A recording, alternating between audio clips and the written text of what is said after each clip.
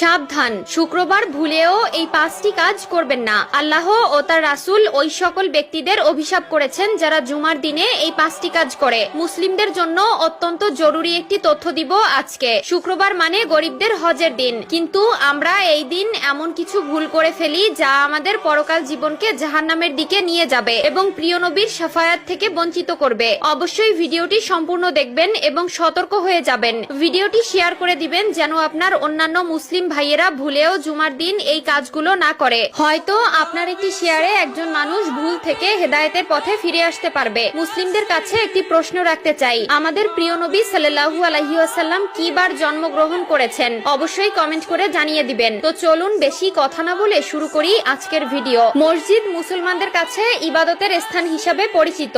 এরপরও আমরা মসজিদে এমন কিছু কাজ করে থাকি যা মসজিদের পবিত্রতা নষ্ট করে। তাই মসজিদের পবিত্রতা রক্ষার জন্য কোরআন হাদিসে নিষিদ্ধ বিষয়ের উপর লক্ষ্য রাখা উচিত। 1 নম্বরে কোনো নামাজি অন্য নামাজিকে উঠিয়ে দিয়ে বসা যাবে না। রুদ্দুল মুখতার 630। মসজিদের ভেতরে প্রতি ওয়াক্ত নামাজ একই স্থানে আদায় করার জন্য কোনো লোক নির্দিষ্ট জায়গা রাখতে পারবে না। 2 নম্বরে রয়েছে মসজিদে হারানো বস্তু তালাশ করা যাবে না, কারণ মসজিদে দ্বীনের কথা বা কাজ ব্যতীত অন্য কোনো কথা বা কাজ করা নিষেধ। মিশকাত শরীফ 654। হযরত আবু হুরায়রা রাদিয়াল্লাহু তাআলা আনহু হতে বর্ণিত, রাসূলুল্লাহ সাল্লাল্লাহু আলাইহি ওয়াসাল্লাম বলেন, তোমাদের কেউ যদি মসজিদে হারানো বিজ্ঞপ্তি দিতে শুনে তাহলে সে যেন বলে, আল্লাহ তোমাকে ওই জিনিস ফিরিয়ে না দিক, কেননা মসজিদ এই সকল কাজের জন্য নির্মাণ করা হয়নি। মুসলিম শরীফ 568। 3 নম্বরে মসজিদে দুর্গন্ধময় কোনো জিনিস খেয়ে বা নিয়ে প্রবেশ করা নিষেধ। মিশকাত শরীফ 655। রাসূলুল্লাহ সাল্লাল্লাহু আলাইহি ওয়াসাল্লাম বলেন, যে ব্যক্তি দুর্গন্ধযুক্ত খাবার খায় সে যেন তার মুখ পরিষ্কার করা ব্যতীত মসজিদে না যায়, কারণ মানুষের মতো ফেরেশতারাও দুর্গন্ধ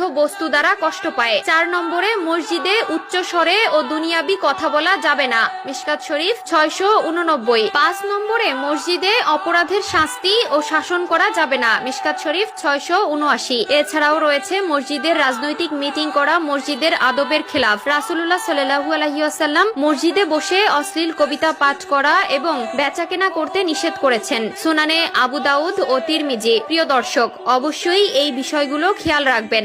মসজিদে আপনার দ্বারা যেন কেউ কষ্ট না পায়। মসজিদ হলো আল্লাহর ঘর। আমাদের অধিকাংশ মুসলিমরা দিনের 5 ওয়াক্ত নামাজ আদায় না করলেও শুক্রবার জুমার দিন ঠিকই নামাজ আদায় করে, আর এই দিন এই ভুলগুলো সবাই করে থাকে। আল্লাহ আমাদের সবাইকে সঠিক বুঝ দান করার তৌফিক দান করুক, আমিন।